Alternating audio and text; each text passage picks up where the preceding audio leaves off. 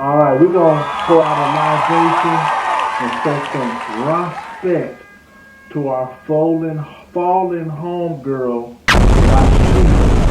aka the freestyle braid queen, Rah Rah, Shreveport, Louisiana.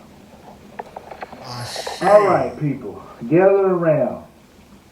If y'all been paying attention, and I know y'all have, because we all thirsty on the Big Thirsty Show. You probably heard that the BRICS just signed up 40 nations to trade without Uncle Sam's favorite little green piece of paper. Yeah, you heard me right. The US dollar is getting curved like a bad Tinder date. The world is moving on. Now, BRICS, Brazil, Russia, India, China, and South Africa been out here recruiting like a college football team with unlimited NIL deals. And guess what? Folks are signing up because people are tired of getting played by the Western financial system. It's like finally realizing that the gym membership is charging you and you haven't been there since January. But hey, let's talk about a real one. President Ibrahim Traore of Burkina Faso. This man stepped up, looked France in the face, and said, "Man, we good." You gotta respect that. France hit them with the old, "So you wanna be our friends no more?" sanctions playbook, thinking Traore was gonna fold. But my guy, he had that reverse Uno card just in the cut ready. Russia, Cuba, Venezuela, and China slid in like, "What you need, fam?" Next thing you know, Burkina Faso is getting military aid, economic support, dodging sanctions like Floyd Mayweather, dodging taxes. But here's the kicker. It ain't just one country. There is a whole shift. Africa, Latin America, plus parts of Asia is all waking up. Wait. You still letting the dollar dictate our economy? Oh, no, we good. So it's realizing that you don't have to just eat at McDonald's because they're the only ones open at 2 a.m. Man, we got options. Now, I know some of y'all are going to be like, "All right, Big Thirst, what's this really mean?" Oh, don't worry. We're getting off into that in the next episode. We're going to do a deep dive into the BRICS, how the whole de-dollarization movement is going. We're going to shake up the global economy, and most importantly, who's going to be taking the major L's because of it. So stay thirsty, stay in tune, and stay coming back to the Big Thirsty Show. I am your host with the most that's going to keep y'all with that hot butter on your toast, man. And so, man, we're going to get a couple ambulance cases, get some 411, and to the fun part of the show. Stay thirsty, my friend. Nah, forget that. We're going to jump into it now. Now, man, we talked about BRICS is out here snatching up countries and building an infinity gauntlet of world trade. Well, today, we're going in all the way. Hey, man, BRICS, Brazil, Russia, India, China, and South Africa was already a power squad. But now, man, they got 40 countries trying to join the club. And the reason is simple. People are tired of the U.S. running the whole dang show. Imagine you're at a house party and one dude controls the auxiliary cord, the drink supply, and even got the bathroom on lock. Man, but that's America. So now BRICS is the group that said, hey man, look, you know what? Let's bring our own speakers, our own bottles, and we build our own bathroom. And that's exactly what's happening. For decades, the U.S. dollar has been the world's reserve currency. That means if countries want to buy oil, food, trade big, they got to use the United States dollar. Even if they're in Africa, Asia, South America, you still need to go through the U.S. Financial systems and America, if they don't like what you're doing, boom, sanctions. So, ask Russia, ask Venezuela, ask Iran. Hell, ask Burkina Faso. Because the second President Traore, told France to pack up and get their baguettes and go on home. The West tried to squeeze them out economically, but guess what? Traore had a backup. Russia, Cuba, Venezuela, China all slid in like, hey man, what you need, fam? Gas, food, military equipment, we got you. Meanwhile, France was holding the empty sanctions folder and like, whoo, man, this used to work. But that old one-trick pony, getting something else to drink. But let's see what the real game changer is. BRICS is moving forward to decentralized trade system. This means that countries can trade with each other using their own money. No need for the U.S. dollar. No more conversion fees. No more worrying about the Federal Reserve is going to add interest rates. And most importantly, no more Washington calling the shots. China and Brazil already cut out the U.S. dollar in their trade deals. India is buying Russian oil with rupees. Saudi Arabia, longtime U.S. petrodollar homie, is saying, yeah, man, I might want to get some of that. So, you know, it's weird when Saudi Arabia, of all people, start acting funny with the dollar. That's like your ride or die best friend suddenly taking calls from your ex. And let me tell you, America is not happy about this. The whole U.S. financial system is built on people needing dollars. If countries stop using it, that's less demand. Less demand means inflation hits harder. And if too many nations start moving away, this could be the beginning of the end for the U.S. dollar as the global king. I mean, think about it. What happens when the money printer can't keep printing? America might be that.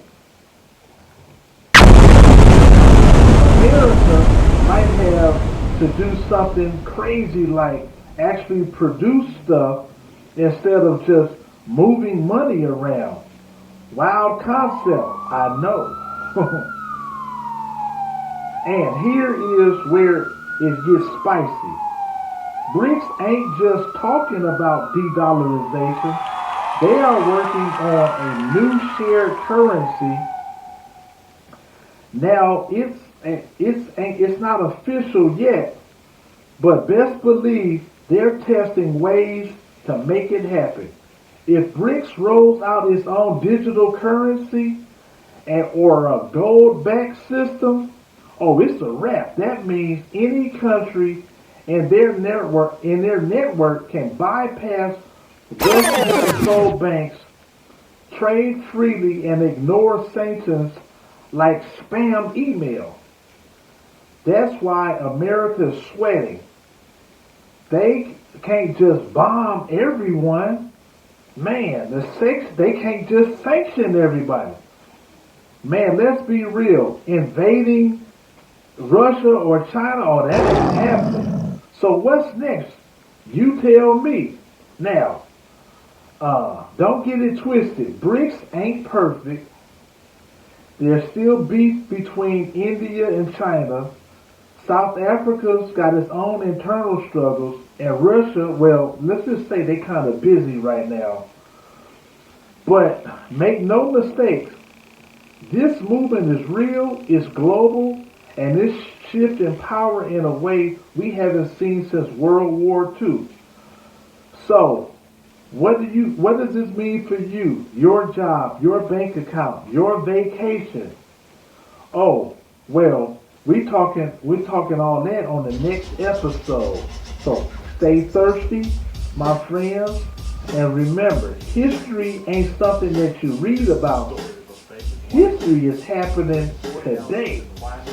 See y'all next time here on the Big Thirsty Show, where, hey man, we keeping it real and we keeping you up to date.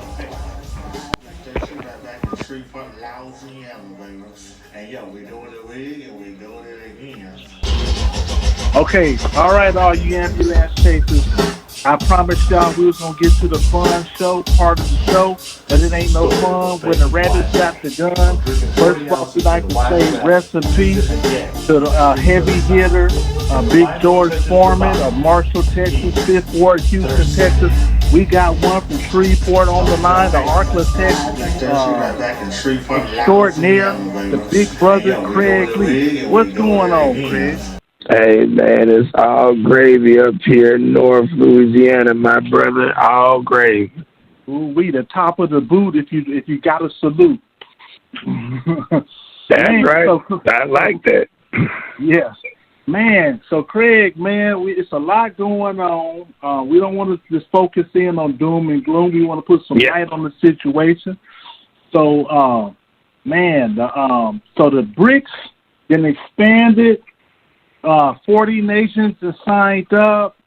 The president of Burkina Faso kicked out France.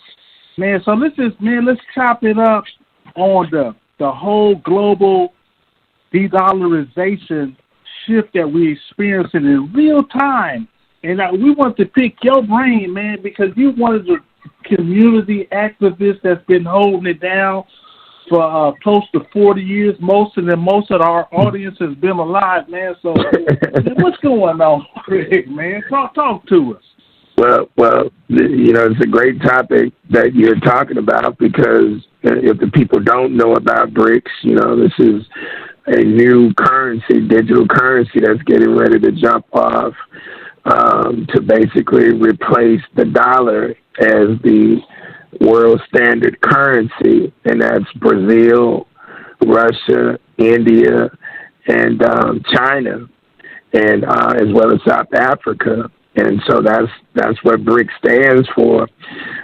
Within that overall dynamic, the world, a lot of countries are coming together, led by those countries that are part of that acronym, the Brazil, the Russia, the India, the China, and the South Africa, to perceptively knock the U.S. dollar off the world standard for the currency. Now, I will caution everybody to understand you're dealing with a psychopathic killer, serial killer in the United States. And so while this is going on, you had a chance to see over the past month with the president coming over from the Ukraine, how that's played out with the Trump administration, and Russia's involved. So you got to be real careful of thinking that Russia is actually going totally against the U.S. when Ukraine is supposed to be the ally for the U.S., but the U.S. is, under the Trump administration, is rolling more with Russia than they are with Ukraine. So it's a lot. This is. I'll tell you like this, Ahmad. This is chess. This is high level chess, and although Russia is a part of BRICS, if you look at what has happened over the past month, you gotta now know that this ain't gonna roll the way that most people believe it's gonna roll in terms of knocking off the U.S. dollar as the number one currency in the world. Yeah. It's not perfect. But they are working on decentralizing and being able to trade in their own currency without exchange rates. And that's coming anyway with decentralized, currency. I mean, the DeFi currency, the digital currency, all of that's coming. So we're going to a cashless society. That's coming. Digital currency is almost here. So a lot of things are going to be happening, and it's interesting on one hand, but simultaneously with the advent of AI and the fact that so many people are not educated in skilled trades and professions where they'll be able to make money. A lot of these people are going to be knocked off with jobs. This is a time where you got to be able to read, study, analyze, empower yourself so that you're going to be able to make money in this new digital economy, because it's here. I mean, and it's happening. Man. Okay, man, it sounds like Animal Farm. So if you had to suggest to these youngsters that's listening to you right now, your voice, what type of skills would you want them to emphasize being able to survive in the coming economy that we face? Well, number one, because, if you think about it from a cultural standpoint, and, people throw the term culture out so loosely nowadays and they don't even know what it means, but there are 5 core components of culture, and you start with land, and then you have people, meaning an ethnicity or race of people, language, and then you have agriculture, and then you have security and safety. So agriculture is going to be one of the big things, brother, because food is mandatory. Food and water, they are mandatory. So going back to an agrarian profession of learning how to farm in city or rural, that's going to be mandatory. Major computer skills, getting into cyber innovation, cyber security, any of those particular things, understanding coding. One of the big professions is going to be AI, in terms of knowing how to program the AI. That's a major deal, knowing how to tell the AI what to do, giving its command, right? So those things are definitely going to be there. So it's going to be wide open for those people who can be multi-versatile within this overall dynamic. And so those things are definitely always marketing, knowing how to sell something, marketing, promotions, all of those things, definitely. But anything within that realm, and there are a lot of free courses, Brother Mott, online that you can tap into on YouTube and in some of these other spaces. I just saw a free Harvard University is offering free online classes. I'm going to check into that this evening. So you just have to tap in and be willing to expand your horizon across the board, but definitely in those core areas that I just finished talking about. Okay, great. So we're talking time management and continuing education. Now, speaking of education, Man, let's speak on the Tuesday morning situation that you guys got there in Shreveport, Louisiana. Yeah, 29 years we've been doing the Tuesday morning breakfast group. We started back in 1996 as a breakfast meeting to bring Black business owners together to discuss the issues that impact Black businesses and how we could help each other in advance. And from that point, back June 19th, 1996, we've now expanded to being a communications forum, a speakers bureau, if you will, where we bring public and private sector decision makers to the table. We host governors, senators, congressmen, local politicians, business owners to discuss issues that impact not only Shreveport, Caddo, but Bossier, Northwest Louisiana, and the entire state of Louisiana. And so this is 29 years for us. Next year, we're getting ready to celebrate our 30th year anniversary, so that's going to be major. I'm co-founder of the organization. I was the youngest on the team back in 1996. And tomorrow, ironically, we're going to be having discussion tomorrow on holistic agriculture in grassroots communities. And my former campaign manager, Tangia Taylor, she's going to be bringing that message because she's really found her lane in terms of teaching our people how to go about farming in, basically doing micro holistic farming in inner city and also rural communities, because this is where this is going. Because when you look at Monsanto and all of the land that's now being bought by Bill Gates and other entities, they're making it where you're not going to be able to replicate the produce, whether it be the, fruits or vegetables. So you got to get these seeds and you got to go back to learning how to farm. The main reason why the United States became such a major powerhouse economically during chattel slavery. This is what we got to get back to, because if you can't eat, hey, it's going to be real tough on you. Man. So that's what we do with the Tuesday morning breakfast. We enlighten and educate our people about major issues, important issues that impact us across the board. Okay, I get it. I got it. Okay, man. So on a sad note, people in Shreveport know her as the freestyle braid queen, Rashida. Did you know Ra? I didn't know her personally, and ironically, when you referenced the fact that she worked with Bone down there in Tight Edge, I was like, wow, I was just down with Bone on Saturday. So, positive vibrations, condolences, prayers to her entire family. And obviously she's somebody that you were acquainted with, but I didn't know her personally. But, it just kind of like puts you in the mindset, Brother Mott, that you never know when your time is here.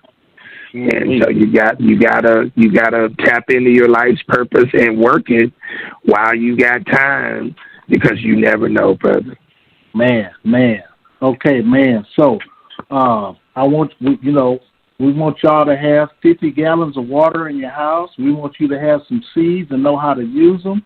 And before we go, Big Brother Craig, we want you to give us your Cash App and your wisdom for the day, because they always want to know what you got to say with all your fans here on the Big Thirsty Show.